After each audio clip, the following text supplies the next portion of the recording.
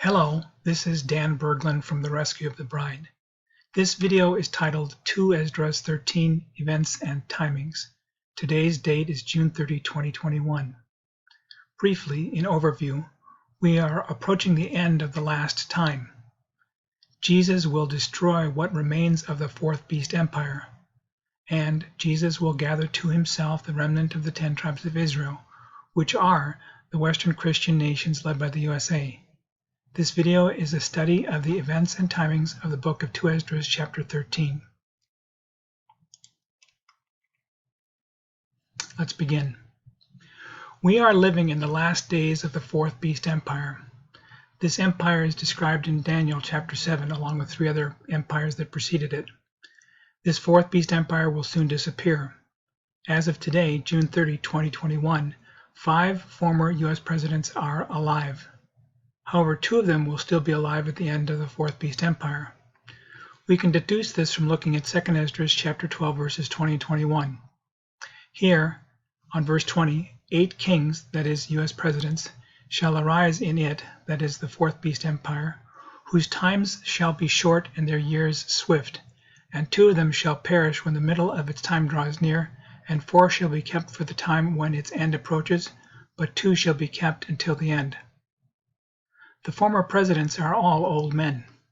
Carter is 96, Clinton is 74, Obama is 59, Bush Jr. is 74, and Trump is 75.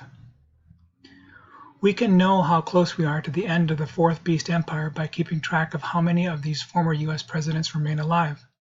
When 2 of them remain alive, the Most High speaks as follows. From 2 Esdras chapter 11 verses 44 through 46. And the Most High has looked upon his times, and behold, they are ended, and his ages are completed. Therefore you will surely disappear, you eagle. In this case, the eagle represents the fourth beast empire. However, before the fourth beast empire disappears, from 2 Esdras 13 in the Revised Standard Version, we get the following.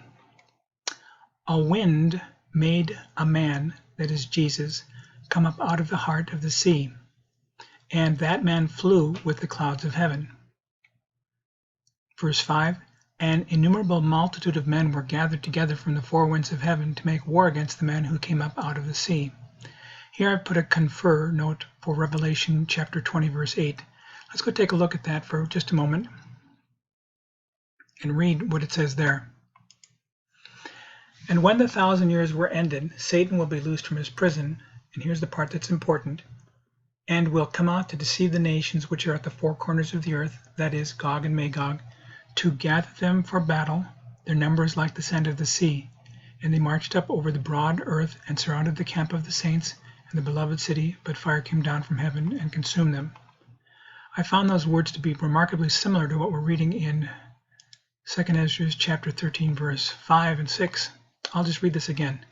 An innumerable multitude of men were gathered together from the 4 winds of heaven to make war against the man who came up out of the sea. He, that is Jesus, carved out for himself a great mountain and flew up upon it. All who had gathered together against him to wage war with him dared to fight. When he, Jesus, saw the onrush of the approaching multitude, he, Jesus, sent forth from his mouth a stream of fire. And it fell on the onrushing multitude which was prepared to fight, and burned them all up, so that suddenly nothing was seen of the innumerable multitude, but only the dust of the ashes and the smell of the smoke. I've switched my highlighting color on the screen now to yellow because we're dealing with a different people group starting in chapter 13 verse 12. So here, of those who remain, chapter 13 verse 12, after this I saw the same man come down from the mountain and call to him another multitude which was peaceable. Then many people came to him, some of whom were joyful and some sorrowful. Some of them were bound and some were bringing others as offerings. Then, conveniently, in chapter 13, the second half of chapter 13 is an interpretation of the vision beyond what I've already done. So, starting in verse 25, as for your seeing a man come up from the heart of the sea, this is he, that is Jesus, whom the Most High has been keeping for many ages, who will himself deliver his creation, and he, Jesus, will direct those who are left.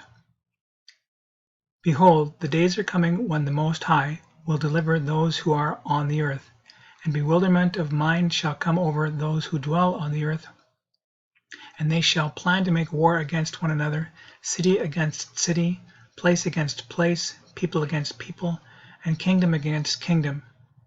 And when these things come to pass, and the signs occur which I showed you before, those signs he's talking about were when the sun is shining at night and the moon is shining during the day and the stars are falling. When those signs occur which I showed you before, then my Son will be revealed, whom you saw as a man coming up from the sea. When the innumerable multitude shall be gathered together, he, Jesus, will stand on top of Mount Zion, and Zion will come and be made manifest to all people. My Son will destroy them, that is, he will destroy the innumerable multitude who desire to conquer Jesus. Switching back now to the yellow highlight, again talking about the peaceable multitude. And as for your seeing him, that is Jesus, gather to himself another multitude that was peaceable, these are the 10 tribes, in other words Israel, which in present terms are the Western Christian nations led by the USA, which were led away from their own land into captivity in the days of King Hoshea, whom Shalmaneser, the king of the Assyrians, led captive. Skipping down to verse 47, you saw a multitude gathered together in peace, but those who are left of your people, who are bound within my holy borders, shall be saved. That's good news for us.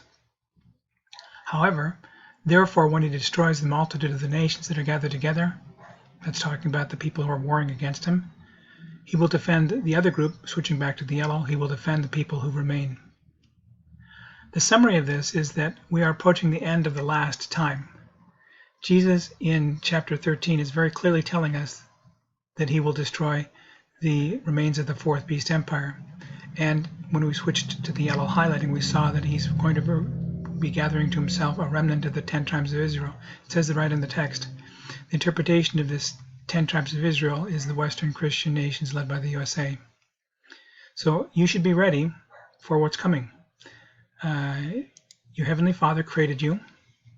He loves you. You are in danger. He sent his Son to rescue you.